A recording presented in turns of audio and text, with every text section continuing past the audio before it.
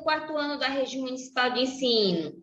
Em nossa aula do componente curricular da língua portuguesa de hoje, nós vamos aprender acerca de um novo gênero textual, o artigo de opinião. Então, vem comigo.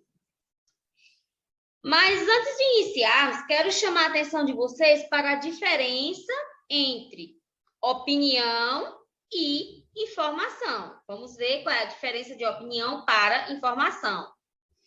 Bem, informação é o que pode ser confirmado e verificado por todos. Já a opinião é o ponto de vista de cada pessoa sobre determinado assunto, que pode estar de acordo ou não com o grupo a que ela pertence. Bom, o artigo de opinião é um texto onde o autor expõe o seu posicionamento sobre um determinado tema de interesse público. É um texto dissertativo que traz argumentos sobre o assunto abordado. Então, pessoal, o escritor, no artigo de opinião, além dele mostrar o ponto de vista dele, ele deve sustentar também aquele seu ponto de vista através de argumentos coerentes. E, além disso, as ideias definidas em um artigo de opinião pelo autor é de responsabilidade do próprio autor, que ele deve ter um cuidado enorme com a autenticidade dos elementos apresentados em seu texto, além de, no final, ele assinar o seu texto final, o seu artigo de opinião. Os meios de circulação, normalmente, o artigo de opinião ele é publicado em jornais e revistas impressos e digitais também, além de blogs, de sites e portais de notícias. Os assuntos abordados no artigo de opinião geralmente expõem opiniões acerca de discussões de temas atuais, de ordem social, política, econômica, cultural e outros temas relevantes para os leitores. Nesse gênero, interessa menos a apresentação dos acontecimentos sociais em si, pois o maior interesse nesse tipo de gênero textual, que é o artigo de opinião, é a análise e também a posição do autor. A finalidade do artigo de opinião é convencer o leitor sobre determinada ideia e influenciá-lo ou mudar suas opiniões.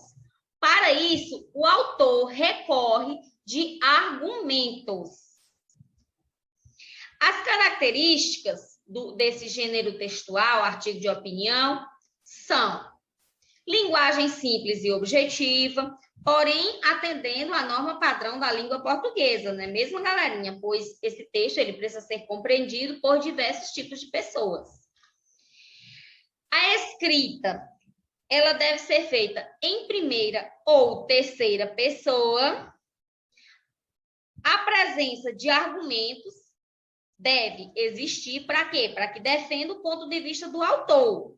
E também é bem comum nesse tipo de texto o uso frequente de conectivos, como, por exemplo, além disso, além do mais, mas, portanto, contudo, porém, entretanto, todavia, e dentre outros conectivos.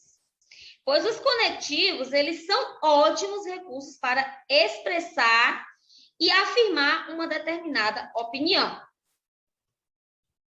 A estrutura do artigo de opinião é dividida em 3 partes: introdução, desenvolvimento e conclusão. A introdução, esse é o momento inicial do texto, onde o assunto ele vai ser apresentado para o leitor. E é nesse momento, galerinha, que o escritor ele vai dar um panorama geral do que ele vai evidenciar naquele texto. Então, na introdução, o autor ele introduz o assunto e apresenta o seu ponto de vista.